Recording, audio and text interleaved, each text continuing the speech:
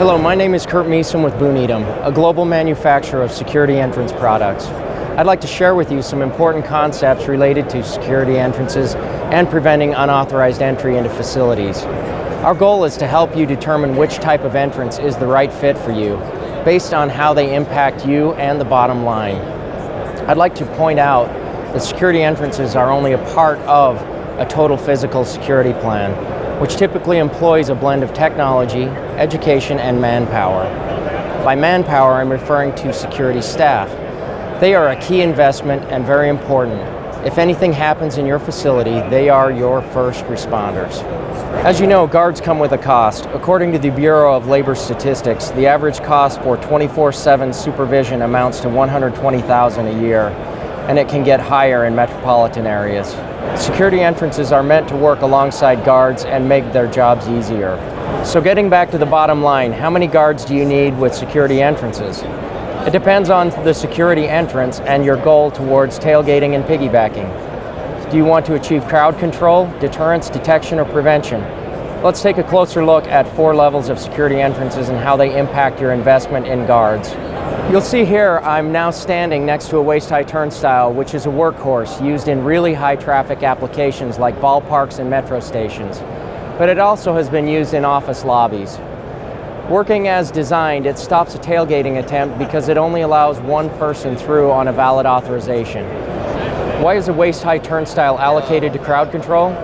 Because it can be easily defeated by jumping over or crawling under it. It also doesn't have any sensors to signal an alarm and tell a guard to respond. So in the end, it needs constant and vigilant supervision by one or more guards to ensure that only authorized people can enter. This constant supervision translates to a continued expenditure year over year. Let's take a look at level 2.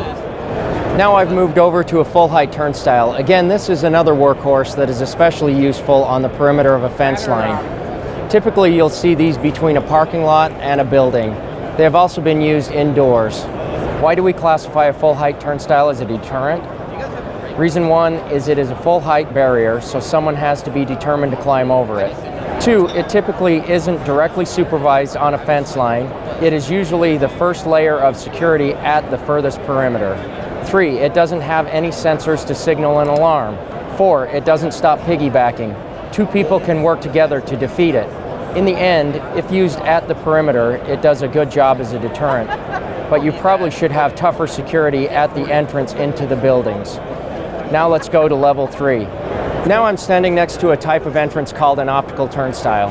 Typically it has waist-high cabinets and barriers that either slide or swing.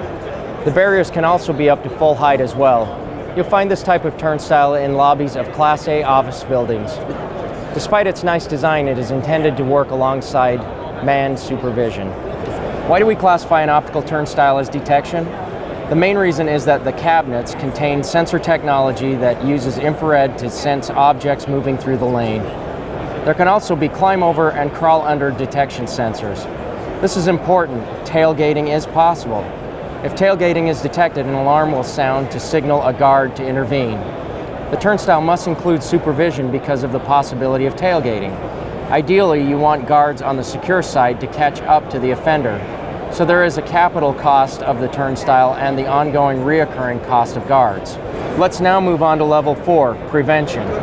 I am now next to a security revolving door. You'll notice it's quite imposing and not something you can climb over.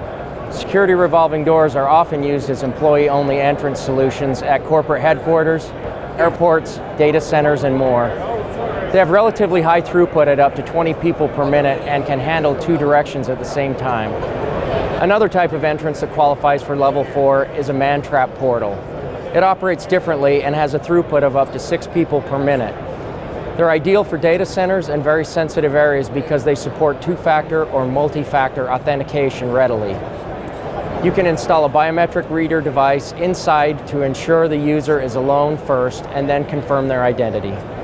Why do we classify security revolving doors and man-trap portals as prevention?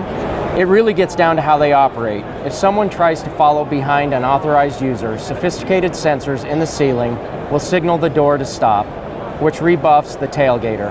If 2 people try to ride together in the same compartment, the operation of the door will rebuff both users together.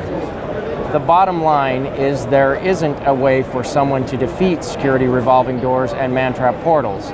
They actually do the job of preventing tailgating and unauthorized entry. While their cost is higher per unit than other types of entrances we've covered, they can enable reduction or reallocation of guards. This makes them unique in their ability to deliver a return on investment, often within a year or two. As you can see, if you categorize security entrances into these 4 levels based on their ability to manage tailgating, you can understand the implications to your organization in terms of guard support needed and the impact to your bottom line. We hope you found this video helpful in determining the right security entrance for you in developing your physical security plan. Thank you.